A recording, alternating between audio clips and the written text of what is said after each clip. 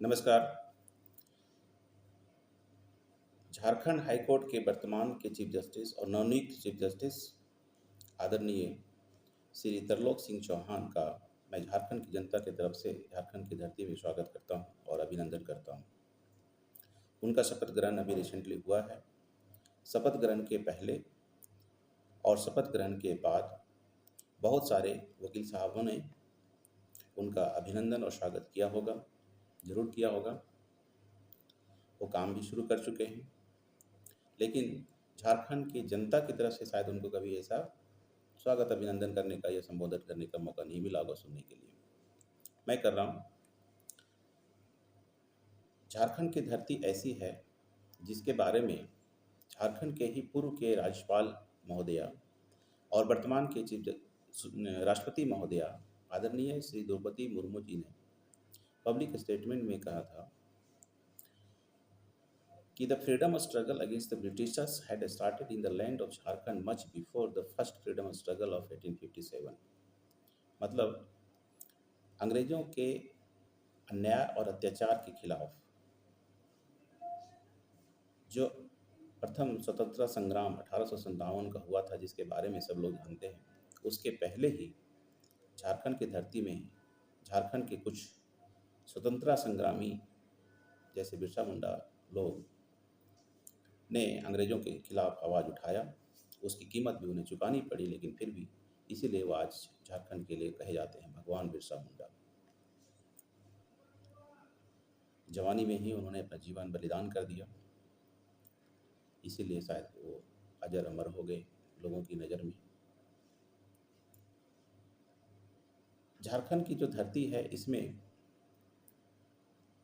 आदिवासी बहुल क्षेत्र है। आदिवासी जो लोग होते हैं जनरली जंगल और ज़मीन से जुड़े हुए होते हैं। वो छल कपट, धोखाधड़ी, जालसाजी से थोड़ा दूर होते हैं। बिल्कुल प्रकृति के साथ रहने वाले निर्मल टाइप के लोग हैं, लेकिन उनके साथ भी धोखा होता है, उनको भी छला जाता है। और ये करने वाले कौन लोग हैं? जो खास करके जो ज़्यादा, जैसे पहले ज़माने में अंग्रेज लोग हुआ करते थे या अंग्रेज के चमचे लोग हुआ करते थे, चापलूस लोग हुआ करते थे, वही लोग करते थे। उनके ज़मीन हड़प लेते थे, उनको कई तरह से उनका शोषण किया जाता था। उसी झारखंड की धरती में आज झारखंड के नए चीफ जस्टिस साहब का आगमन हुआ है। जब भी कोई बड़ा संवैधानिक पद मिलता है तो अधिकार के साथ उतनी ही बड़ी चुनौती भी होती है। रिस्पॉन्सिबिलिटी और अथॉरिटी दोनों बड़ी है। जब अथॉरिटी बड़ी है तो रिस्पॉन्सिबिलिटी भी उतनी ही बड़ी है। बाकी जजों को चीफ जस्टिस की अथॉरिटी नहीं है तो चीफ जस्टिस की रिस्पॉन्सिबिलिटी भी नहीं है, लेकिन जो चीफ जस्टिस है उनको अगर अथॉरिटी है बहुत सारी चीज़ के लिए, विशेष प्रिविलेज है, ज़्यादा सैलरी है, बाकी जजों की तुलना में ज़्यादा फैसिलिटी है, तो उनकी जिम्मेवारी भी उतनी ही ज़्यादा है और उतनी ज़्यादा चुनौतीपूर्ण भी है। ये चुनौती कैसे है? चुनौती जो जजों को चुनौती हो सकती है या तो वकीलों से या सीधे जनता से। जनरली सरकारी अधिकारियों से जजों को चुनौती नहीं होती है, क्योंकि उन्हें पता है कि कोई भी सरकारी अधिकारी किसी जज के खिलाफ कुछ करेंगे तो उनकी नौकरी पे ही खतरा डालेंगे, उनको एन तेन प्रकार प्रताड़ित करेंगे, जिसके कारण से उनको सरेंडर करना पड़ेगा, उनको झुकना पड़ेगा, उनको माफ़ी मांगना पड़ेगा। लेकिन जब जनता की बात, वकील लोग हैं, जब उनका स्वार्थ में किसी भी तरह से हित, उनके स्वार्थ में कोई चोट पहुंचती है या किसी तरह से नुकसान होने की संभावना होती है, तो वकील अपना पावर दिखाते हैं और वो होता है बाइकआउट। या तो वो इंडिविजुअल कोर्ट का, इंडिविजुअल जज का बाइकआउट या पूरे कोर्ट का बाइकआउट। रिसेंटली यहाँ हो चुका है कि 3 सीनियर मोस्ट जज, उनका झारखंड हाई कोर्ट के बार एसोसिएशन के माध्यम से उनका बहिष्कार किया गया। ये बहिष्कार करने से क्या होता है? जज मानसिक रूप से प्रताड़ित महसूस करते हैं, फिर उन्हें झुकना पड़ता है, फिर वकीलों की बात माननी पड़ती है, और अगर नहीं माननी पड़ी तो उनका दिन आसान नहीं कटता है। इसीलिए इन तीन प्रकार समझौता हो जाता है और फिर मामला सामान्य हो जाता है। लेकिन वकील अपना पावर दिखा देते हैं, जज अपना पावर दिखाते हैं फैसला में या तो कंटेम्प्ट में, और वकील अपना पावर दिखाते हैं कोर्ट का बहिष्कार करने में या हड़ताल करके। लेकिन जनता जो है वो कैसे अपना पावर दिखाए, क्या जनता के पास पावर है या नहीं। जब संविधान में लिखा हुआ है वी द पीपल, मतलब हम भारत के लोग, तो संविधान किसी जज की बपौती संपत्ति नहीं है। वो संविधान भारत देश के सभी नागरिक के लिए है। सभी नागरिक का उसमें अलग अलग अधिकार और कर्तव्य निहित है। कोई जज अगर ये समझते हैं कि केवल संविधान उनकी संपत्ति है या उन्हें उसका यूज और मिसयूज करने का अधिकार है, तो शायद वो बहुत बड़ी भूल कर रहे हैं। संविधान की व्याख्या करना या उसको इंटरप्रेट करना या संविधान के तहत में बने हुए कानून का इंटरप्रेट करना, ये उनका काम हो सकता है, लेकिन उसी संविधान में जनता को भी अधिकार भी दिए गए हैं, जनता को कर्तव्य भी दिए गए हैं। आर्टिकल 51A कर्तव्य फंडामेंटल ड्यूटी से रिलेटेड है, और बहुत सारे आर्टिकल हैं जो फंडामेंटल राइट से रिलेटेड है। हाई कोर्ट के जजों के लिए भी संविधान में प्रावधान है, सुप्रीम कोर्ट के जजों के लिए भी संविधान में प्रावधान है। तो पूरा कंट्री का जो सोर्स है पावर का, वो संविधान है। अभी रिसेंटली सुप्रीम कोर्ट के आदरणीय chief justice mister BR Gavai साहब ने भी कहा था कि कॉन्स्टिट्यूशन इज द सुप्रीम, मतलब वो मानते हैं कि कॉन्स्टिट्यूशन सुप्रीम है। सुप्रीम कोर्ट और पार्लियामेंट में दोनों में कौन सुप्रीम है, इसके बारे में डिबेट चल रहा है या टसल चल रहा है। तो उसमें उन्होंने कमेंट किया कि ना तो जुडिशरी सुप्रीम है, ना तो पार्लियामेंट सुप्रीम है, बल्कि कॉन्स्टिट्यूशन सुप्रीम है। तो उस कॉन्स्टिट्यूशन में, जब कॉन्स्टिट्यूशन अगर पूरी सुप्रीम है, तो उसी कॉन्स्टिट्यूशन में भारत देश के नागरिकों का भी अधिकार और उसके कर्तव्य भी है। जहाँ कर्तव्य है वहाँ अधिकार भी है। आर्टिकल 19 एक अधिकार है फ्रीडम ऑफ एक्सप्रेशन का, आर्टिकल 51 है फंडामेंटल ड्यूटीज़ का। तो भारत देश के नागरिक भी अपने अधिकार का इस्तेमाल और कर्तव्यों का निर्वहन करते हैं, वो भी संविधान के तहत, संविधान के अंतर्गत। और उसी संविधान के आर्टिकल 51 के तहत में ये प्रावधान है कि हर एक नागरिक का कर्तव्य है कि किसी भी संवैधानिक संस्थान का उत्थान करने के लिए उसमें एक्टिविज्म करे, रिफॉर्म करे, क्वेश्चन करे। और उसी आर्टिकल का सहारा लेके या उसी के छत्रछाया में, उसी के तहत में मैं आज झारखंड हाई कोर्ट के नए चीफ जस्टिस साहब का स्वागत के साथ में उनको चुनौतीपूर्ण कुछ सवाल पूछना चाहता हूं और उनसे कुछ अपेक्षा करता हूं, जिसका वो उम्मीद करता हूं कि वो निराकरण करेंगे और जवाब देंगे। मैं उन चीफ जस्टिस श्री तरलोक सिंह चौहान साहब को मैं 3 टास्क या 3 चुनौती देता हूं। नंबर 1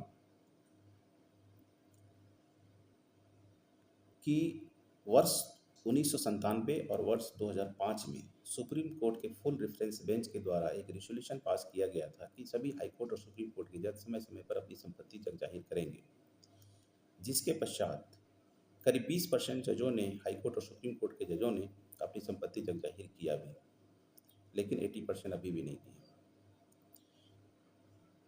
यहाँ पे सुप्रीम कोर्ट के जजों ने कुछ बेईमानी किया कि इसे जुडिशियल ऑर्डर में पास नहीं किया, बल्कि एक रेजोल्यूशन पास किया, जबकि किसी जज के खिलाफ FIR नहीं होगा, इसके लिए उन्होंने जजमेंट से पास किया। रेजोल्यूशन तब नहीं किया, तब कोई सलाह नहीं दिया पुलिस को कि आप जज के खिलाफ आपको FIR नहीं करना चाहिए, बल्कि उन्होंने जजमेंट भी दिया। जजमेंट जहाँ हो गया तो बाइंडिंग हो जाता है, और जजमेंट का पालन नहीं हुआ तो अदालत की अवमानना हो जाएगी। तो सुप्रीम कोर्ट के जजों ने बेईमानी किया कि ये किसी भी जुडिशियल ऑर्डर के द्वारा, जजमेंट के द्वारा ये पारित नहीं किया गया कि सभी सुप्रीम कोर्ट और हाई कोर्ट के जज मैंडेटरी अपनी संपत्ति जग जाहिर करेंगे समय समय पर। उन्होंने एक लूप होल्स छोड़ दिया, जिसका नाजायज फायदा उठाया जा रहा है कि करीब 80% जज हैं जो अब संपत्ति जग जाहिर नहीं कर रहे हैं। कौन क्या बिगाड़ लेगा, कौन क्या उखाड़ लेगा। तो जो सुप्रीम कोर्ट के द्वारा किया गया है, फिर भी कुछ हाई कोर्ट में कुछ जजों ने अपने से उस रेजोल्यूशन का नैतिकता के तहत पालन करते हुए अपनी संपत्ति जग जाहिर किया है वेबसाइट में। लेकिन पिछले 25 साल में झारखंड हाई कोर्ट के एक भी जजों ने शायद अपनी संपत्ति जग जाहिर वेबसाइट में नहीं किया है।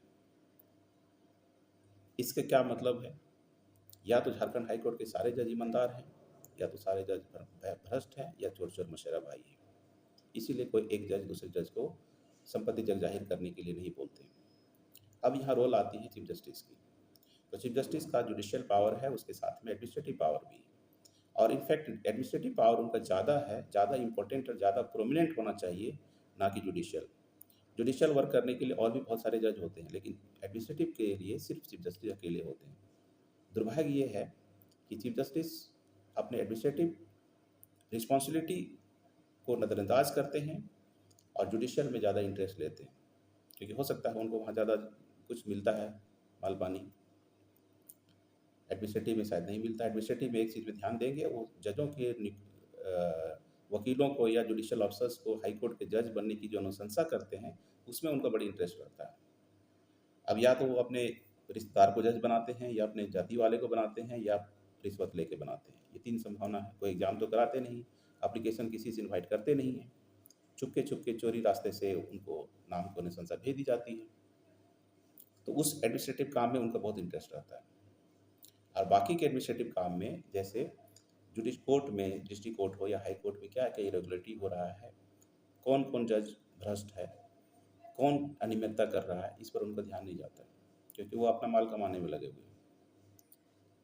जब चीफ जस्टिस खुद अपने माल कमाने में लगे हुए रहेंगे तो दूसरे जज को कैसे रोक पाएंगे? कभी नहीं रोक पाएंगे। अगर वो करते हैं तो उनको विरोध का सामना भी करना पड़ेगा, इसीलिए चुपचाप छोड़ देते हैं, जो जैसे जिसको जो करना करते रहो। इसका नतीजा ये होता है कि झारखंड हाई कोर्ट में कितने चीफ जस्टिस आए और चले गए, लेकिन ये काम नहीं करा पाए। वो आया राम गया राम की तरह हो गए। वर्तमान के चीफ जस्टिस हैं, मैं उनसे अपेक्षा करता हूँ और उनको चुनौती देता हूँ कि आप सही में अगर ईमानदार हैं तो मेरे 3 टास्क मैं तो आपको दे रहा हूँ, 3 टास्क पे आप ध्यान दीजिए और इस पे काम कीजिए। अगर ये 3 काम आपने कर लिया तो आपका चीफ जस्टिस होना ये आपका सफल होगा, अन्यथा आप भी वैसे ही आया राम गया राम की तरह हो जाएंगे। 3 में से एक काम है कि सभी जजों से, झारखंड हाईकोर्ट के सभी जजों से अपनी संपत्ति जग जाहिर कराने के लिए आपको जुडिशियल ऑर्डर पास करें या एडमिनिस्ट्रेटिव ऑर्डर पास करें, जो करना हो करें, लेकिन ये सुनिश्चित करावें। अगर आप कर पाते हैं, और ये कभी तभी कर पाएंगे जब आप खुद ईमानदार होंगे। अगर आप ईमानदार खुद नहीं हैं, आप खुद बेईमान हैं, भ्रष्ट हैं, तो आप नहीं कर पाएंगे, करना चाहेंगे न कराएंगे। दूसरा जो चुनौती मैं उनको देना चाहता हूँ वो ये है कि कोर्ट में फेयर प्रोसीडिंग सुनिश्चित किया जाए। The chief justice must ensure the fair proceeding of all courts, not only his own court but all courts. अभी की स्थिति क्या है कि पूरे झारखंड में कम से कम करीब 20 जज हैं, जिसमें से सिर्फ एक महिला जज है, अकेली महिला है, और सिर्फ उन्हीं के कोर्ट का लाइव स्ट्रीमिंग हो रहा है, उन्हीं का चेहरा दिखता है, उन्हीं का कंडक्ट दिखता है। बाकी जजों का चेहरा ही नहीं दिखता है, ना कंडक्ट दिखता है। वो क्या कर रहे हैं, नहीं कर रहे हैं, क्या बोल रहे हैं, नहीं बोल रहे हैं, वो किसी को पता नहीं चलता। बहुत सारे जज तो ऐसे हैं जो आधा टाइम फालतू गप करने में निकाल देते हैं, बहुत सारी कहानियाँ सुनाने लगते हैं अपने जीवन का। जो कोई सुनने वाला घर में हो सकता है, कोई सुनने वाला नहीं हो, तो कोर्ट का समय का ही दुरुपयोग करते हैं और अपने कहानी सुनाते हैं, स्टोरी सुनाते हैं, अपना मन का भड़ास निकालते हैं, जिसको जुडिशियल वर्क से कोई लेना देना नहीं। तो ये सारे अगर लाइव स्ट्रीमिंग होता तो उनकी सारी बातें रिकॉर्ड हो जाती, तो वो सेल्फ कंट्रोल में हो जाते, इसलिए वो लाइव स्ट्रीमिंग करना नहीं चाहते हैं। और मिसकंडक्ट कर रहे हैं, कैसे क्या बोल रहे हैं, क्या कैसे बोल रहे हैं, ये सब रिकॉर्ड में जाता है। रिकॉर्ड में आता तो हो सकता है मामला सुप्रीम कोर्ट तक जाता, कंट्रोवर्सी होती। उस चीज़ से बचने के लिए वो लाइव स्ट्रीमिंग करते ही नहीं, मतलब अंधकार में रहना चाहते हैं और दूसरे को भी रखना चाहते हैं कि अंधकार में काले कारनामे होंगे तो होंगे। अब चीफ जस्टिस साहब का रोल यहाँ पे है कि एडमिनिस्ट्रेटिव पावर का इस्तेमाल करते हुए आप सारे हाई कोर्ट में लाइव स्ट्रीमिंग सुनिश्चित कीजिए। ये आपकी क्षमता की परीक्षा है। This is a test of your capacity, whether you can do this or not. Live streaming के संबंध में ये सही है या गलत है, इसके बारे में मैं 2-3 तर्क बताना चाहता हूँ। पहला कि सुप्रीम कोर्ट के पूर्व के chief justice mister DY Chandrachud ने इसको सबसे पहले अपने कोर्ट में, जब अपने टेन्योर जब चीफ जस्टिस थे, तब इन्होंने शुरू किया कि हम अपने कोर्ट का लाइव स्ट्रीमिंग करेंगे, पूरे देश की जनता को, दुनिया को दिखाएंगे कि हम क्या काम करते हैं, सही करते हैं, गलत करते हैं, कब गुस्साते हैं, कब डांटते हैं, क्या करते हैं। Let the people know, let the people see. जब पार्लियामेंट में, संसद में, असेंबली में कोई बहस होता है तो कौन अच्छा बहस कर रहा है, कोई अच्छा शायरी सुना रहा है कि कौन जूता फेंक रहा है, जब देश की जनता को देखने का अधिकार है, तो ये सुप्रीम कोर्ट और हाई कोर्ट भी संवैधानिक जगह है, तो वहाँ पे जो प्रिसाइडिंग ऑफिसर हैं या जो जज हैं, उनके कंडक्ट को देश की जनता क्यों नहीं देख सकती, और उन्हें क्यों नहीं दिखाना चाहिए? वो पब्लिक सर्वेंट हैं, पब्लिक मनी से वो जी रहे हैं, तो उन्हें पब्लिक को अपना चेहरा, अपना चरित्र चाल चलन और चरित्र दिखाने में क्या दिक्कत है? अगर नहीं दिखा रहे हैं तो इसका मतलब है कि वो दाल में काला है। जब सुप्रीम कोर्ट के एक chief justice mister D Y Chandrachud ने ये परंपरा शुरू की तो कुछ लोगों ने कहा ये गलत है, लेकिन उसके बाद जो चीफ जस्टिस आए उन्होंने इसको कंटिन्यू किया। वहाँ तक तो बात कुछ हद तक लगी कि हो सकता है कि एक तो गलत थे ही, दूसरे भी गलत हो गए, लेकिन तीसरे जो चीफ जस्टिस आए मिस्टर गवई साहब अभी जो हैं, इन्होंने भी उसको कंटिन्यू किया। इसका मतलब है कि लाइव स्ट्रीमिंग गलत परंपरा नहीं है। जब सुप्रीम कोर्ट के चीफ जस्टिस लाइव स्ट्रीमिंग करके अपना चाल चलन और चरित्र कंडक्ट प्रोसीडिंग को देश की जनता को दिखा सकते हैं तो झारखंड हाई कोर्ट के चीफ जस्टिस क्यों नहीं कर सकते? क्या वो निकम्मे हैं? क्या वो क्षमताहीन हैं या नैतिकताहीन हैं? दिखाना नहीं चाहते तो उनको दिखाना चाहिए। अगर वो ईमानदार हैं, निष्पक्ष हैं, काबिल हैं, नैतिकतावान हैं तो सबसे पहले उन्हें अपने कोर्ट का लाइव स्ट्रीमिंग करना चाहिए और उन्हें पूरे झारखंड की जनता को और देश के लोगों को अपना कंडक्ट दिखाना चाहिए कि वो क्या काम कर रहे हैं, कैसे काम कर रहे हैं। अभी शपथ ग्रहण के समय उन्होंने अपने परिवार को लाया, परिवार वाले देख के गौरवान्वित हुए होंगे, अच्छी बात है, लेकिन उनके परिवार वाले को ये भी देखना चाहिए या देखने का मौका मिलना चाहिए कि उनका बेटा, उनका पति, उनका पुत्र कैसे काम करते हैं और क्या बोलते हैं, कोर्ट में कैसे काम करते हैं। वो देख के अच्छा करेंगे तो उनको भी अच्छा लगेगा। और साथ ही झारखंड की जनता जो अभी जिसके लिए इम्पोर्टेंट है, उनका एक फेस है पूरा जुडिशरी का, उनको ये पता होना चाहिए कि हमारे चीफ जस्टिस साहब क्या काम करते हैं, कैसे काम करते हैं। क्यों नहीं देखने का अधिकार मिलना चाहिए? क्यों नहीं मौका मिलना चाहिए? अरे कैसे मिलेगा? लाइव स्ट्रीमिंग के द्वारा ही। क्यों सिर्फ एक कोर्ट का और वो भी महिला जज का लाइव स्ट्रीमिंग होगा, बाकी जज क्यों क्या अपनी इतनी क्षमता नहीं कि अपना चेहरा दिखा पाएँ? या अगर नहीं दिखाते इसका मतलब ही है कुछ दाल में काला है।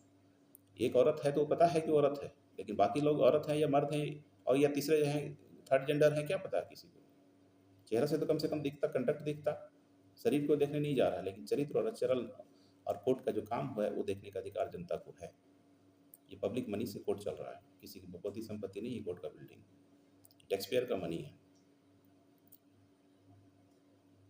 ये 2 काम हो गया। तीसरा काम इसी से संबंधित, लाइव स्ट्रीमिंग से रिलेटेड संबंधित एक जुडिशियल मामला भी मैं बता देना चाहता हूँ कि वर्ष 2021 में झारखंड हाई कोर्ट में एक पिटिशनर मिस्टर दिलीप कुमार डांगी, जो एक्स आर्मी थे और लॉ का पढ़ाई कर रहे थे, लॉ स्टूडेंट थे उसमें, उन्होंने एक पिटिशन फाइल किया PIL के रूप में और उनका ये मांग थी याचिका में कि झारखंड हाई कोर्ट के सभी कोर्ट का लाइव स्ट्रीमिंग किया जाए, जिसके संबंध में 2021 से लेके 2 साल करीब कुछ नहीं हुआ, 2023 में करीब 16 मार्च 2023 को तब के chief justice mister Sanjay Kumar Mishra के द्वारा उस पर आदेश पारित किया गया, केस को डिस्पोजल कर दिया गया। जो आदेश पारित किया गया वो आधा पेज का ऑर्डर है और उसमें केवल सिंपल ये है, उन्होंने डिनाई नहीं किया कि जो मांग है वो गलत है। उन्होंने डिनाई नहीं किया, 2 डिवीजन बेंच के द्वारा सुनवाई हुई थी और उन्होंने ये डिनाई नहीं किया है कि पिटिशनर की जो मांग है वो गलत है या असंवैधानिक है, खारिज नहीं किया। उन्होंने पार्शियली अलाउ किया और उन्होंने ये लिखा ऑर्डर में कि we are looking into this, we have consulted to all concern stake holders and we are going to do this soon. लेकिन यहाँ गलती क्या किया उन्होंने या बेईमानी क्या किया कि उन्होंने टाइम लिमिट सेट नहीं किया कि ये काम कितने दिन में होगा। जनरली कोई भी कोर्ट से जब जजमेंट निकलता है, ऑर्डर निकलता है, तो हमेशा एक टाइम बाउंड रहता है कि इतने दिन में इसको कंप्लाई करना है। किसको करना है, कौन उसको ऑर्डर को कंप्लाई करेगा? ऑफिसर का नाम रहता है, पद रहता है और टाइम रहता है। अगर नहीं हुआ उस टाइम लिमिट के अंदर में तो फिर अदालत की अवमानना भी होगी, कंटेम्प्ट होगा उसके खिलाफ। लेकिन इस फैसले में PIL में चीफ जस्टिस और उसके साथ के जो जज थे उन्होंने बेईमानी किया कि किसी को, रजिस्ट्रार जनरल को या असिस्टेंट रजिस्ट्रार को या सेक्रेटरी को, किसी को उन्होंने नाम ही के साथ में नहीं किया कि उनको कंप्लाई करना है और कितने दिन में करना है। ये 2 बेईमानी उन्होंने किया। ये झारखंड हाई कोर्ट के खिलाफी केस था। झारखंड मतलब केस ये ऐसा रहता है ना कि दिलीप कुमार डांगी नाम Jharkhand high court represented through registrar general और चीफ जस्टिस, तो उन्होंने अपने आप को बचा लिया और बहुत चालाकी से उन्होंने ऐसा ऑर्डर पास किया कि वो अपना गला नहीं फंसा पाए। उन्होंने अपना गला बचा लिया। अल्टीमेटली क्या हुआ, 23 से लेके 25 हो गया, सिर्फ एक कोर्ट में लाइव स्ट्रीमिंग हो रहा है, बस वही हो रहा है। एक दो कोर्ट में पहले और होता था, वो भी बंद हो गया। अब लाइव स्ट्रीमिंग क्यों नहीं होती, इसका कारण ये है, वकील लोग नहीं चाहते हैं कि लाइव स्ट्रीमिंग हो। वकील लोग नहीं चाहते हैं कि लाइव स्ट्रीमिंग हो, और जज अक्सर, अधिकतर जज वकीलों के हाथ पे कठपुतली है। क्यों कठपुतली है? कहने के लिए लगता है कि जज ज़्यादा पावरफुल है, हकीकत में ऐसा नहीं है। जज को पावर है जुडिशियल ऑर्डर पास करने का, लेकिन वकील को पावर है पूरे कोर्ट को बंद करने का, बहिष्कार करने का, बाइकआउट करने का, जज को अपमानित करने का, और इसमें जज घुटने टेक देते हैं। रिसेंटली भी ऐसा हुआ कि झारखंड हाई कोर्ट में 3 सीनियर मोस्ट जजों का वकीलों ने बार एसोसिएशन के तहत में बहिष्कार कर दिया, जिससे उनकी खटिया खड़ी हो गई, उनकी हालत खराब हो गई, दुर्गति हो गई। मामला किसी तरह से मैनेज हो गया। अब अंदर में क्या डील हुआ सो वकील और जज ही जाने, लेकिन ये मामला जो उनकी मांग थी वो मानी नहीं गई, और वकीलों ने फिर वापस काम पे आ गए। या तो वकीलों ने थूके चाटा है, या तो कोई डील कर लिया। डील कैसे कि ठीक है, हम हड़ताल तोड़ देते हैं, बाइकआउट बंद कर देते हैं, आप काम करिए, लेकिन हम जैसे चाहेंगे कोर्ट में, जब हम एडजमेंट लेना चाहेंगे तब मिलेगा, जब हम पास ओवर लेना चाहेंगे तब मिलेगा, जब हम डिले करना चाहेंगे तब डिले होगा, और कोर्ट का लाइव स्ट्रीमिंग नहीं होगा। ये डील है। लाइव स्ट्रीमिंग करने से वकीलों को क्या नुकसान है, क्योंकि उनका पार्टी देख लेगा कि हमारा वकील खड़ा ही नहीं हुआ आज, तो अगली बार क्या करेंगे, वकील चेंज करेंगे, तो उनका रोजी रोटी कम होगा, कमाई कम होगी। इसीलिए वकील नहीं चाहते हैं कि लाइव स्ट्रीमिंग हो, और जज लोग इसके दबाव में रहते हैं। एक तरह से कहें तो जजों ने भारत के संविधान को हाईजैक कर लिया है, और वकीलों ने जजों को किडनैप कर लिया है।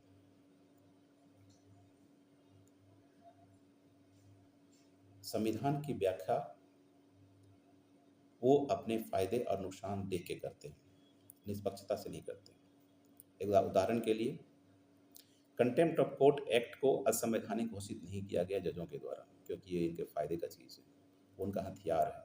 उनके भ्रष्टाचार में, अनियमितता में, रेगुलेटरी में उनको वो हथियार के रूप में इस्तेमाल करते हैं, लोगों को डराते हैं, धमकाते हैं, प्रताड़ित करते हैं, ताकि कोई जज के खिलाफ आवाज़ नहीं उठावे। इसीलिए कंटेम्प्ट ऑफ कोर्ट को असंवैधानिक घोषित नहीं किया, जबकि नेशनल जुडिशियल अपॉइंटमेंट कमीशन जो उनके खिलाफ था, जो उनकी दुकान में थोड़ी सी अंकुश लगने वाली बात थी, उसको तुरंत उन्होंने आनन फानन में अनकॉन्स्टिट्यूशनल घोषित कर दिया। तो जज लोग भी जो यहाँ हाई कोर्ट के हों चाहे सुप्रीम कोर्ट के हों, जो जज की कुर्सी पर बैठे हैं वो बिल्कुल ईमानदार है, निष्पक्ष है, ऐसी परिकल्पना करना कोई बेवकूफ़ी से कम नहीं है। झारखंड हाई कोर्ट के चीफ जस्टिस को अगर वो ईमानदार, निष्पक्ष, काबिल हैं, if the chief justice Mr. Tarlok Singh Chauhan is a judge of honesty, integrity, credibility, capacity and morality, then he will ensure the fair proceeding in all the courts of the Jharkhand. He will start from his own court, and by passing any judgment or any resolution, he will ensure the fair proceeding of the all courts of the Jharkhand. So far, probably there is only one court in the Jharkhand who is doing the fair proceeding and which is visible, and that is Justice Anubha Rawat Chaudhary Court. Rest all the judges, prima facie, they are not doing the fair proceeding. I am making this allegation. मैं ये आरोप लगा रहा हूँ कि जो जज अपने कोर्ट का प्रोसीडिंग को लाइव स्ट्रीमिंग करके देश की जनता को नहीं दिखाते हैं, वो फेयर प्रोसीडिंग कर ही नहीं रहे। Wherever there is a fairness, there is a transparency, and if there is no fairness, that means there is no transparency. Live streaming ही एक ऐसा जरिया है जिसके तहत में फेयर प्रोसीडिंग को सुनिश्चित किया जा सकता है। जहाँ फेयर लाइव स्ट्रीमिंग नहीं हो रहा है, इसका मतलब वहाँ ट्रांसपेरेंसी नहीं है, और जहाँ ट्रांसपेरेंसी नहीं है, इसका मतलब वहाँ फेयरनेस नहीं है। तो जो जज लाइव स्ट्रीमिंग नहीं कर रहे हैं, इसका मतलब फेयर प्रोसीडिंग कोर्ट में नहीं कर रहे हैं, वो सब कुछ कर रहे हैं, सारा बेईमानी करना है, अन्याय करना है, सब कुछ करेंगे, और अपने आप को अंधकार में बचा लेंगे, छुपा लेंगे। और इसके साथ में वकील उनका साथ देते हैं, क्योंकि वकील को अपना पॉकेट भरना रहता है, इसीलिए वो नहीं चाहते हैं कि लाइव स्ट्रीमिंग हो। और वकीलों की हिम्मत नहीं है कि वकील के खिलाफ जाए, वकीलों की इच्छा के अनुसार से कोई काम कर पाए। जनता नाराज हो तो जनता बोल ही नहीं पाएगी, वो तो ऐसे प्रताड़ित है, ऐसे परेशान है। तीसरी चुनौती मेरी ये है कि झारखंड हाईकोर्ट में ये माई लॉर्ड का कल्चर को बंद कराइए। माई लॉर्ड का कल्चर ऐसा है कि अंग्रेज़ों के द्वारा के समय में इस्तेमाल होता था। उसमें अपने आप को लॉर्ड ही समझते थे अंग्रेज़ लोग और बाकी देश की जनता को गुलाम समझते थे। जब आज भी 75 आज़ादी के 75 साल के बाद भी अभी भी मानसिकता वही है, तो फिर वो आज़ादी का क्या मतलब है? या तो जो जज अपने आप के लिए माय लॉर्ड या माय लॉर्डशिप या योर लॉर्डशिप शब्द सुनना पसंद करते हैं, प्रथम दृष्टया वह अंग्रेज़ों के वंशज हैं। वो जायज़ भी हो सकते हैं, नाजायज़ भी हो सकते हैं। अगर जायज़ होते तो अंग्रेज़ यहाँ जब जा रहे थे तो साथ में अपने बाल बच्चे को लेके चले गए होते। शायद नाजायज़ ही रहे होंगे जो इनको छोड़ दिए और वो अपने चले गए। तो जो जज अपने लिए माय लॉर्ड या माय लॉर्डशिप या योर लॉर्डशिप शब्द सुनना पसंद करते हैं, प्रथम दृष्टया वह अंग्रेज़ों के नाजायज़ औलाद या नाजायज़ वंशज हैं। अब चीफ जस्टिस साहब को मैं 3 चुनौती दिया हूँ और ये तीनों चुनौती पर उनको ध्यान देना है और उनको काम करना है।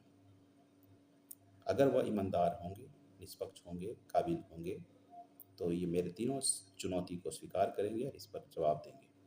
चाहे वो जुडिशियल ऑर्डर से, चाहे सुयो मोटो कॉग्निजेंस से, चाहे सुयो मोटो पीआईएल से, चाहे सुयो मोटो कंटेम्प्ट से, चाहे जैसे भी करना है उनको 3 चुनौती का सामना करना पड़ेगा, 3 सवालों का जवाब देना पड़ेगा। अगर वो नहीं देते हैं तो झारखंड में उनके साथ भी वैसे ही होगा जैसे डॉक्टर रवि रंजन के साथ हुआ था। डॉक्टर रवि रंजन वो भी चीफ जस्टिस रहे, करीब सबसे अप्रॉक्सीमेटली सबसे लंबे समय तक चीफ जस्टिस रहे झारखंड में, करीब 3 साल। उनके साथ भी मेरा सामना हुआ था और उनको भी मैंने चुनौती दिया था, लेकिन वो स्वीकार नहीं कर पाए उसको। अंततः परिणाम ऐसी हुई, घटना घटी ऐसी, डॉक्टर रवि रंजन के साथ घटना घटी ऐसी कि झारखंड हाईकोर्ट के चीफ जस्टिस से जाना था उनको सुप्रीम कोर्ट का जज बन के, परंतु खाली हाथ चले गए पटना। ऐसा क्यों हुआ? ऐसा इसलिए हुआ कि उन्होंने हमको नज़रअंदाज किया, उन्होंने हमको हल्के में लिया, हमको अंडर एस्टिमेट किया, हम पर अपना ताकत दिखाया। उन्होंने बेईमानी भी किया, दुष्टता भी किया, जिसका परिणाम ये निकला कि वर्ष 2022 में जब सुप्रीम कोर्ट में 9 जजों की नियुक्ति एक साथ बल्क में हो रही थी और तब के chief justice doctor Ravi Ranjan seniority में ऊपर भी थे, फेवरेबल कंडीशन था कि सुप्रीम कोर्ट में उनके जो पेरेंट कैडर बिहार है पटना हाई कोर्ट का, वो उस पटना हाई कोर्ट से भी कोई जज सुप्रीम कोर्ट में नहीं थे और प्रेजेंट जो वर्किंग प्लेस था झारखंड हाई कोर्ट, यहाँ से भी कोई सुप्रीम कोर्ट में जज नहीं थे। तो दोनों तरफ से वैक्यूम जगह था, फेवरेबल कंडीशन था, वो सीनियरिटी में भी ऊपर थे, करीब 2 साल से चीफ जस्टिस रह चुके थे। इसके बाद भी और 9 जजों की नियुक्ति एक साथ होनी थी, उसके बाद भी नियुक्ति उनकी नहीं हुई, चीफ जस्टिस रहते हुए उनकी नहीं हुई और जो सिंपल जज थे हाई कोर्ट के उनको नियुक्ति हो गई सुप्रीम कोर्ट में। क्यों ऐसा हुआ? समझने वाली बात है, क्योंकि उन्होंने हमसे पंगा लिया, हम पर अपना रौब दिखाया, धौंस दिखाया, अपना पावर दिखाया और हमने भी अपना जनता होने के नाते अपना पावर दिखाया कि उनको सुप्रीम कोर्ट का जज नहीं बनने दिया। ये मेरा भी वचन था। मैं पहले तो उनसे रिक्वेस्ट करने के लिए गया, लेकिन रिक्वेस्ट सुनने के बजाय उन्होंने हम पर धौंस दिखाया, अपना पावर दिखाया, अपने पद और पावर का दुरुपयोग किया, हमें प्रताड़ित किया और हमने बैकफायर किया, जिसका नतीजा ये हुआ कि वो सुप्रीम कोर्ट का जज बनने के बजाय खाली हाथ पटना पहुंच गए।